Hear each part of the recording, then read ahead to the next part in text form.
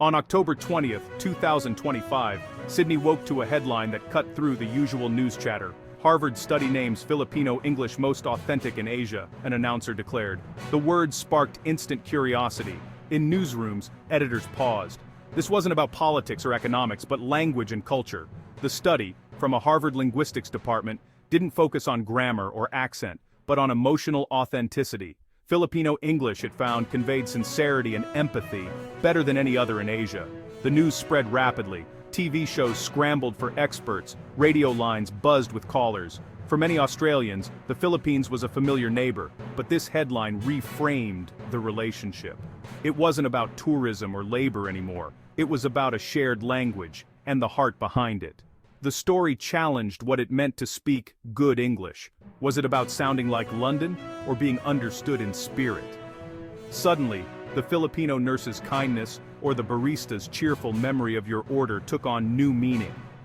Filipino English was now seen as a skill, a form of emotional intelligence. The headline became a catalyst for a national conversation about identity, culture, and communication. It was no longer just a news story. It was the start of a journey for millions of Australians. And for one journalist, it was the beginning of a personal quest. The Harvard study, Emotional Resonance in Post-Colonial Englishes, was never meant for the spotlight. It analyzed thousands of conversations across Asia, measuring empathy and sincerity in English speech. The paper was dense, intended for linguists, not the public. But a single tweet from an Australian in Boston changed everything. Harvard says Filipinos speak the most authentic English in Asia. Not about accent, but sincerity. The tweet went viral, picked up by bloggers and news outlets. The nuance was lost, replaced by a powerful headline. Harvard had crowned a winner. Australian media ran with it, framing it as a feel-good surprise. Filipino-Australian leaders expressed pride. Linguists debated authenticity on air. The public was captivated. This was a story about connection, not division. Nearly every Australian had interacted with a Filipino, and now those experiences were validated by Harvard. The study became an underdog story. A nation celebrated for emotional intelligence, not just economics. The quiet study had sparked a loud, positive conversation. It gave Australians a new lens to see their Filipino neighbors. Sincerity, it seemed, was suddenly headline news. The story resonated because it felt true to everyday life, and it was just getting started. In Manila, Australian journalist Rachel Moore watched the story explode online. She'd covered politics for years, but this story felt different, softer, yet more impactful. Friends back home were buzzing about Filipino English. Rachel, who'd lived in the Philippines, knew there was something special in the way Filipinos spoke. She pitched a documentary, Finding Authenticity, an Aussie in Manila. Her mission: show Australians what authentic English looked and felt like in real life. She planned to visit call centers, schools, churches, and homes. Rachel wasn't just reporting, she was searching for the soul of the language, and she hoped to show her audience why this story mattered so much. Rachel's first stop was a bustling Manila call center, the front line of Filipino English. She expected stress, but found structured empathy. Agents weren't just trained in scripts, they learned active listening and emotional mirroring. Rachel observed Miguel, an agent calming a frustrated Australian caller. "I understand completely, sir. That must be frustrating. We'll figure this out together," Miguel said, his voice gentle. He wasn't just following a script, he was connecting, de-escalating with empathy. Later, training manager Anna explained, "We teach agents to tap into their own empathy. Pakikipagkapwa-tao, seeing yourself in the other person." Agents remembered their own frustrations to make the connection real. Customers felt heard, not just processed.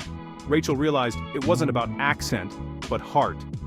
These agents were linguistic diplomats building bridges with patience and kindness. They absorbed anger, reflected back calm. The Harvard study wasn't just theory, it was alive here. Authentic communication was less about grammar, more about compassion. Rachel left inspired by the emotional intelligence on display. The call center was proof. Filipino English was a living, breathing reality. It was empathy in action, and it was changing lives on both ends of the line. Rachel moved from the corporate world to Manila's schools and homes. In a crowded classroom, Mrs. Reyes taught English with kindness, not just grammar. "What's the magic word?" she asked. "Please, ma'am," the children replied. Lessons were about manners and respect as much as vocabulary. Students encouraged each other, no mockery, only support. Mrs. Reyes told Rachel, "English is our second language, but we teach it with our first heart. Kindness comes first." Later, Rachel joined a family meal in the province. English and Tagalog blended naturally, Taglish in action. The grandmother told stories, parents discussed work, children shared school tales, all weaving English into daily life. No one tried to impress. They spoke English to include Rachel to share their world. Young Maya offered fruit. "For you, Po, Ate Rachel." The blend of English and respectful Tagalog terms wasn't a mistake, it was cultural authenticity. Rachel saw. Filipino English was about humility, warmth, and genuine connection. It wasn't just a language, it was a way of being. The Harvard study's authenticity was real, lived every day. English here was a tool for kindness, not competition. It was about making others feel welcome. Rachel understood. This was English with soul, and it was beautiful in its simplicity. She was witnessing authenticity firsthand. To find the soul of Filipino English, Rachel attended a Sunday Mass in Manila. The church was packed, the service in English. The priest spoke simply, with heartfelt eloquence, modern, accessible, deeply personal. Prayers were led by ordinary people, their English raw and sincere. They prayed for family, for overseas workers, for hope. English was the language of faith, vulnerability, and community. After Mass, Rachel asked Father Garcia why English was so common in church. "It's our bridge language," he said. "With so many local languages, English unites us. It lets us pray together as one family and connects us to the world." Rachel realized, Filipino English was sanctified by faith, used in life's most sacred moments. It wasn't the English of business or academia, it was the English of the soul. It expressed gratitude, comfort, and community. The authenticity Harvard described was spiritual as well as cultural. English here carried the weight of sincerity and hope. Rachel saw that faith shaped the language's warmth. Filipino English was a vessel for both prayer and connection. It was a language of the heart, and it brought people together in ways that transcended words. Rachel's understanding deepened with every encounter. Weeks in the Philippines changed Rachel. She picked up habits, adding sir and ma'am, softening her speech, asking questions more gently. She learned that connection mattered more than efficiency. Her interviews shifted from interrogations to conversations. She started with small talk, listened more, allowed silences. People opened up, sharing stories, not just sound bites. One night, her editor in Sydney was stressed. Rachel responded, "I hear you, David. We'll get it done." Her empathy caught him off guard and softened his tone. Rachel realized she'd internalized the Filipino way of communicating. She was no longer just an observer. She was living the story. Her transformation became the heart of her report. Filipino English wasn't about being subservient. It was about making others feel valued and heard. It was a sophisticated, compassionate way to connect. Rachel had become a better journalist and a more empathetic person. The lesson was simple: speak from the heart. Rachel's documentary, The Heart of English, aired in Australia to overwhelming response. It became the network's most watched program, sparking viral conversations. Australians shared stories of Filipino nurses, colleagues, and friends, praising their warmth and respect. The report gave voice to feelings many had never articulated. Stereotypes faded, replaced by admiration for emotional intelligence. Filipinos in Australia felt immense pride. Families called relatives to watch.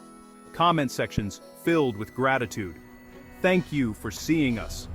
The skepticism that greeted the headline was gone, replaced by appreciation. The story became a symbol of cultural validation. Australians saw their Filipino neighbors with new respect. Filipinos felt seen for who they truly were. The report created a bridge between cultures. It was more than a news story. It was a shared moment of connection. Rachel's work had done what Filipino English does best: unite people, heart to heart. Rachel's report reached the highest levels. She was honored by the Philippine Embassy in Canberra. The ambassador thanked her. "You listened, you understood the heart behind our words. Tonight we express our utang na loob, a debt of gratitude." Rachel, moved, spoke from the heart. Authenticity isn't about perfect grammar, it's about kindness, respect, and speaking from the heart. The Filipino people were my teachers. Her words earned a standing ovation. The story had come full circle, from a Harvard headline to a bridge between nations. Rachel's journey showed that language is more than information.